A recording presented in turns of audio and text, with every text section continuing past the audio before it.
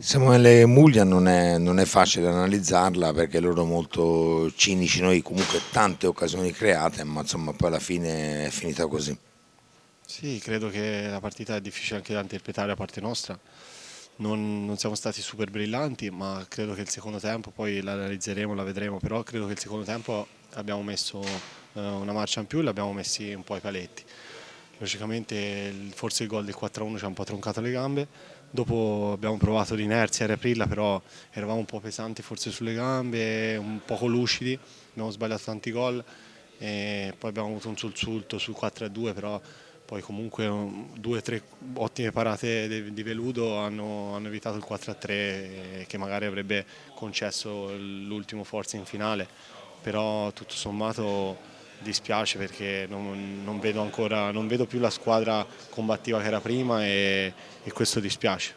Sì, qualcosa come dici te è mancato, no? Però è anche vero che c'è stata anche tanta sfortuna perché comunque tre pali, anche l'infortunio di Mura, insomma tante cose che non hanno girato. Poi sono d'accordo con te che qualcosa non è più come prima.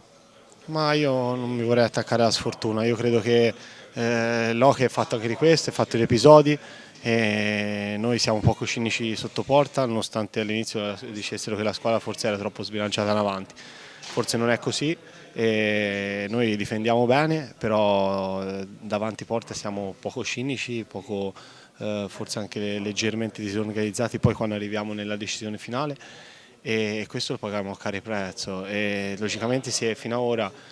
magari con questa vittoria potevamo puntare a un campionato diverso, un pochino più tranquillo, da oggi si tira una linea e dobbiamo ripartire per un campionato totalmente diverso da quello che pensavamo e credevamo, quindi che ci serve anche a noi per tirare la riga e ripartire. Sì, infatti questa riga è importante, si riparte, si va abbassando, una partita difficilissima, però come dicevi te giustamente adesso bisogna pensare più alla salvezza, no?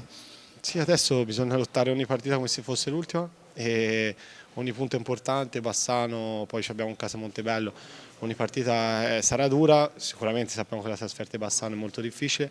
però noi dobbiamo passare partita a partita e piano piano raggiungere il prima possibile la quota punti per la salvezza e poi da lì vedremo quello che succede se sperando ci arriveremo. Grazie Bomber.